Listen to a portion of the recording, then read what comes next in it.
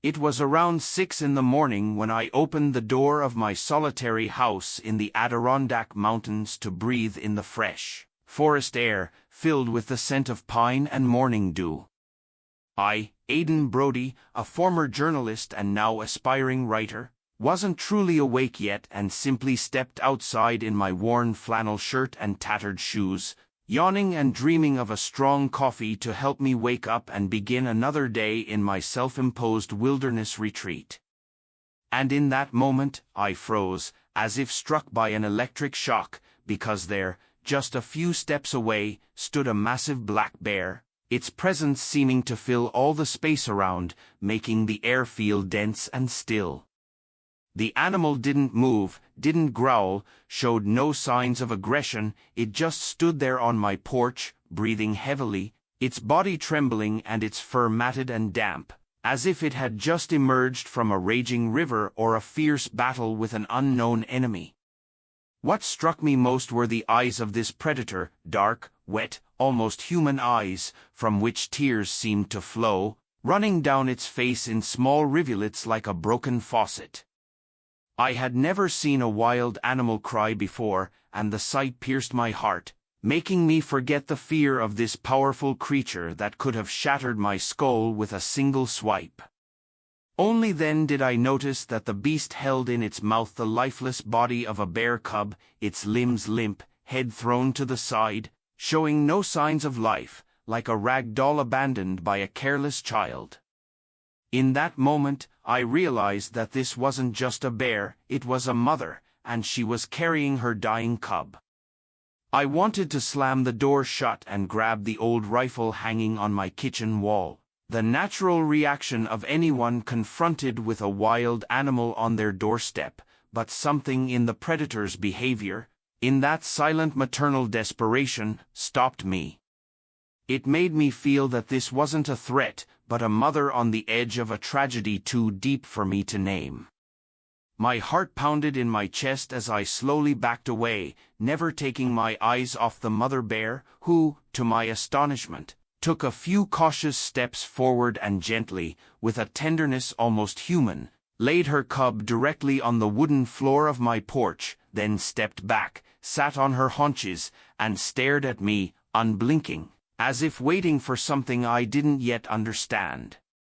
Against all instincts of self-preservation, all stories of bear attacks, all warnings from rangers, I knelt before the still cub, who looked so small, barely the size of a medium cocker spaniel, with protruding ribs and dried blood on one ear. And just when I was nearly certain it was dead, its chest trembled almost imperceptibly, a movement so slight I might not have noticed it if I hadn't been watching so intensely. I looked up at the bear, who continued to gaze at me with an unsettling, conscious kind of expectation, and the words came out of my mouth before I had time to think. "I'll try, okay? I'll try to help him." The bear didn't move, as if she understood every word I said, and with my heart ready to leap out of my chest, I carefully wrapped the trembling bear cub in my flannel shirt and, slowly and without sudden movements, retreated into the house, expecting at any moment a growl or an attack. But the bear remained seated in silence, as if she knew something I didn't.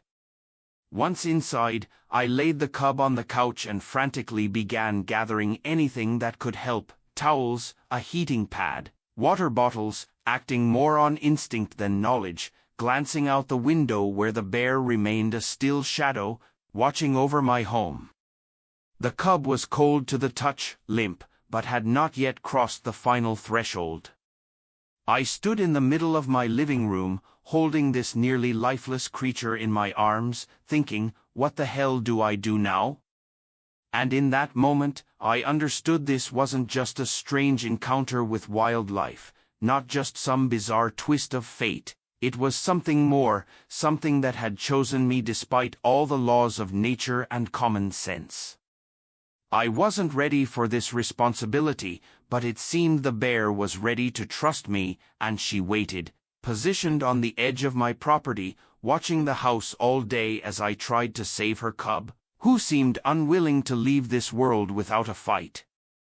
The cub lay on my couch among towels, still and cold, and I knelt, gently pressing 2 fingers to its tiny ribs, trying to detect a pulse or signs of breath. Feeling nothing at first, I leaned in closer to catch the woody, earthy scent of its damp fur mingled with the metallic tang of blood, and in that moment, its chest rose and fell slightly, a faint but real breath that made me exhale in relief. "You're alive, sweetheart, you're still with us." I wrapped the cub more tightly in my shirt and rushed to the back room, where I found an old stove and immediately turned it on full blast, arranging every soft fabric I could find, blankets, towels, pillows, creating a warm little nest for the fragile patient. Its breathing was shallow, its chest barely moved, and its hind leg, upon closer inspection, seemed strangely stiff, possibly broken or paralyzed. Dried blood crusted around one ear, and it became clear this wasn't just exhaustion, something terrible had happened. I heard scratching outside and saw the mother bear still there, sitting like an ancient statue, patiently watching the house where her cub lay. I grabbed the phone and called Rachel Kowalski, the nearest veterinarian, even though I knew she mainly worked with farm animals. "Rachel, it's Aiden. I've got an injured bear cub at home, in bad shape. His mother brought him and left him on my porch. She's still here, waiting outside." After a long pause filled with disbelief, Rachel finally said, "Are you sure you haven't been drinking, Aiden?" "No, damn it, I'm dead serious and I don't have time to explain. What can I do to save him?" After another pause, she sighed and began giving clear instructions. "Keep him warm. Check for any open bleeding. Don't give him solid food yet, just liquid. You can make a honey water solution and feed it to him drop by drop. I'll call Ginny, she used to work at a wildlife rehab center. Hold on, we're coming soon." I hung up and went to the kitchen, found an old bottle of raw honey, mixed it with warm water, and, using a turkey baster, gently opened the cub's mouth and dropped in a few drops. At first, there was no reaction, but after several attempts, its tongue moved slightly and I felt a wave of hope. "That's it, little fighter, stay with me." I sat next to him for over an hour, talking, singing, at times swearing under my breath from helplessness, and all the while, the bear outside remained still. I cracked the door and she lifted her head, met my eyes, then lowered it again, expressing a trust so unexpected that I still remember it in awe. How a wild animal managed to overcome her fear of humans.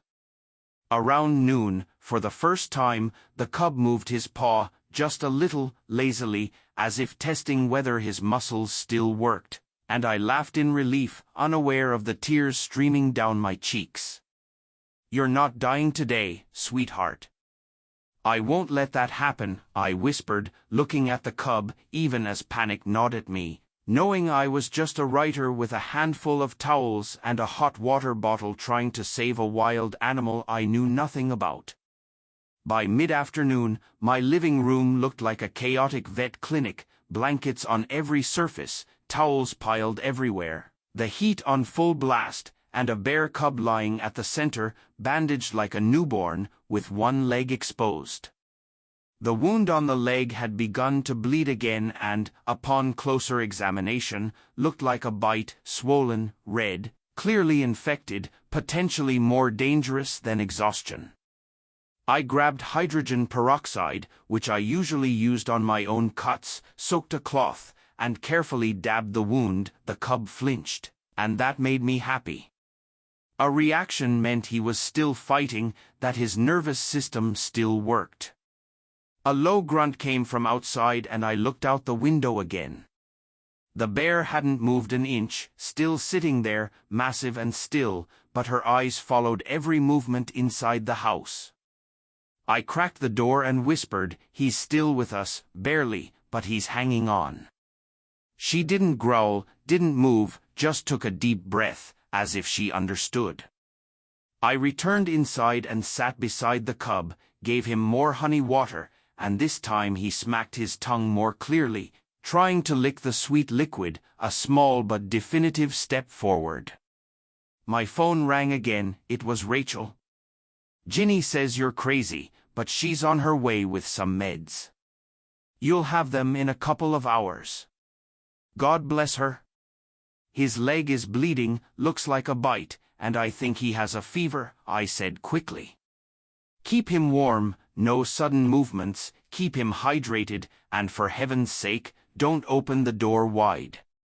That mama bear won't stay calm forever," Rachel warned me. And I knew she was right. It was already a miracle the bear hadn't torn down the walls of my house looking for her cub. But for some reason, she trusted me. And that trust weighed heavily on my soul. The wood stove made the house even warmer, although to me it was already stifling. The little bear needed warmth more than I needed fresh air. As evening approached, the shadows shifted and a small miracle occurred. The bear cub opened one eye, just one, and looked straight into mine. There was no wildness or fear in that gaze, only awareness, as if he saw me and understood who I was. "You're not alone anymore, sweetheart," I whispered, feeling a strange warmth spread through me that had nothing to do with the heater. He blinked and fell asleep again, but for the first time all day, I felt he might survive. Not a guarantee, not a promise, just a chance I hadn't felt since the morning. The sun was already setting when Rachel and Ginny, the wildlife specialist, arrived. The mother bear retreated into the forest's shadows, but she didn't leave, continuing to watch the house from a safe distance. "Oh my God, you weren't kidding," Rachel gasped when she saw the cub, and Ginny immediately got to work, examining him with professional focus. "This is a bite from an adult male," she said after a thorough check. "Male bears sometimes kill others' cubs so the female will go into heat again. This cub is lucky his mother protected him and brought him to you. It's amazing that she chose a human. Maybe she was watching you before deciding to make such a desperate move." The thought gave me chills, that a wild animal might have judged me before entrusting me with her most precious treasure. Ginny and Rachel spent several hours cleaning the wounds, administering antibiotics, and rehydrating his tiny body. When they left, the cub was breathing more easily and his paw was professionally bandaged. "We'll leave you some medicine and instructions," Ginny said as she gathered her things. "But as soon as he's healed, you'll need to release him. He can't stay with you forever, Aiden." I nodded, though I already felt a growing attachment to this little creature fighting for life before my eyes. Over the next 2 weeks, the cub recovered surprisingly fast. His wounds were healing, his appetite returned, and he began to grow curious about the world around him, exploring my home with increasing confidence. I named him Baxter, simply because it felt right, even though I knew I shouldn't name him. Shouldn't grow attached to a wild animal who would soon return to the natural world. The mother bear kept coming every day, sometimes approaching the house but more often keeping her distance, always wary, always watchful. I left food out for her, which she sometimes accepted and sometimes ignored, as if she didn't want to become too accustomed to human help. One day, when Baxter was confidently moving around the house, playing and even trying to climb furniture, Deputy Sheriff Louise Gentry showed up unexpectedly. "Aiden, I've heard rumors that you have a bear cub and that his mother has basically moved onto your land," she said bluntly, standing exactly where, 2 weeks ago, a bear had stood with a cub in her mouth. I didn't deny the obvious and told her the whole story. She listened with her arms crossed, her face unreadable. When I finished, she simply said, "You're incredibly lucky no one's been hurt. But this is a problem, Aiden. Wildlife Services already knows and plans to come in 3 days to take the cub and possibly relocate the mother. I can stall them a little, but the decision is yours. You need to do something. I couldn't sleep that night, watching Baxter curled in his nest of blankets, so cozy, so safe, and so wrong for a wild animal. I knew I couldn't keep him forever, couldn't raise him like a pet, couldn't deny him the chance to be what he was born to be, a free bear in the Adirondack woods. And yet, the thought of parting with him caused a near physical ache, like tearing a piece of myself from my heart. This morning, I made a decision. I didn't wait for Wildlife Services, didn't wait for the mother to reclaim her cub. I gently placed Baxter in a large crate lined with familiar blankets, his favorite toy, a worn tennis ball, and food for the trip. Then I loaded him into my truck and headed deep into the forest, where I believed the mother's den might be.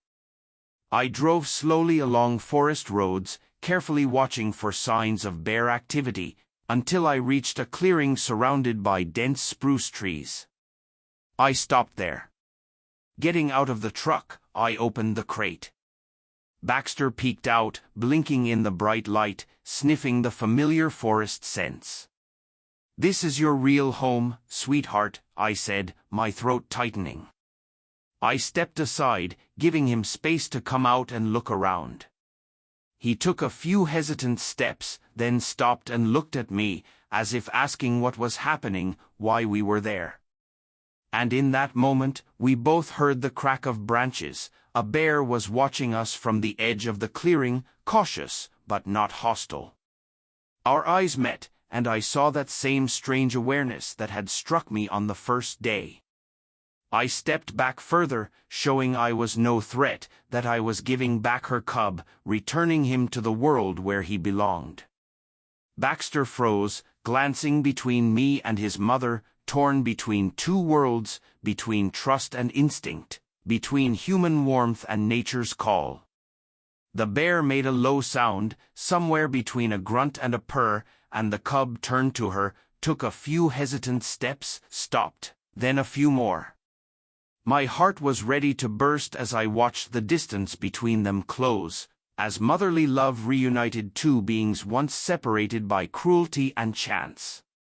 Just as their noses were about to touch, Baxter suddenly turned and ran to me, burying his face in my lap, perhaps to say goodbye or thank you. I'll never know for sure.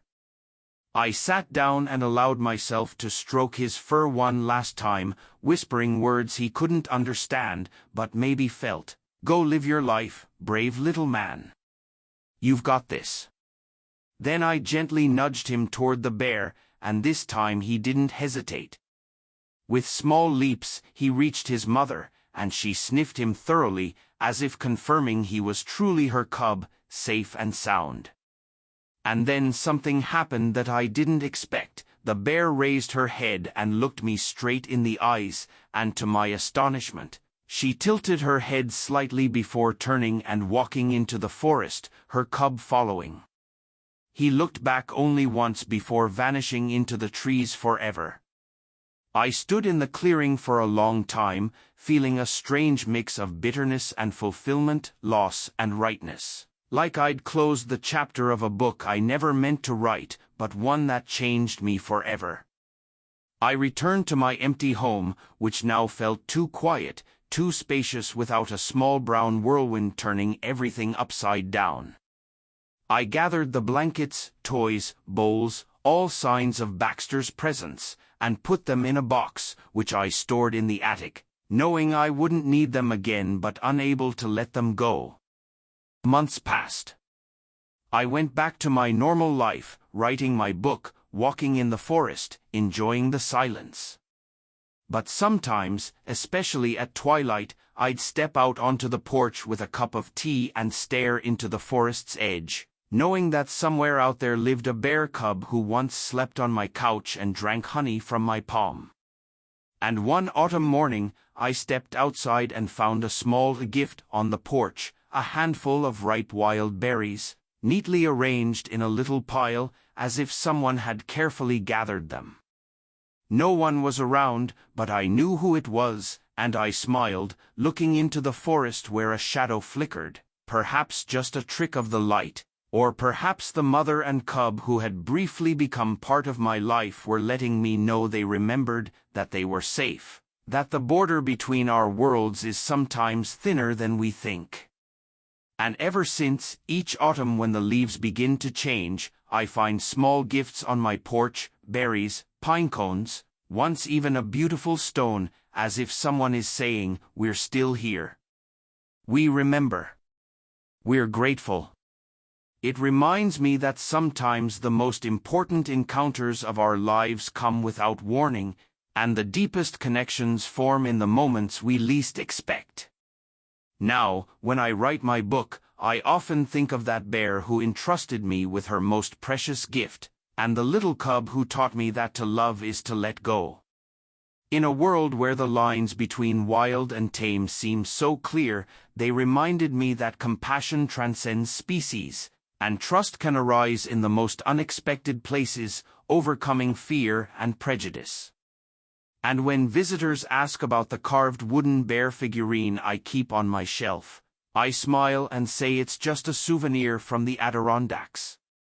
But to me, it's something more, a reminder of the few weeks when my home became a sanctuary for a wild creature, and I, for a brief time, became the guardian of another life, before returning it to its rightful place, the endless forest, and the mother who never stopped waiting.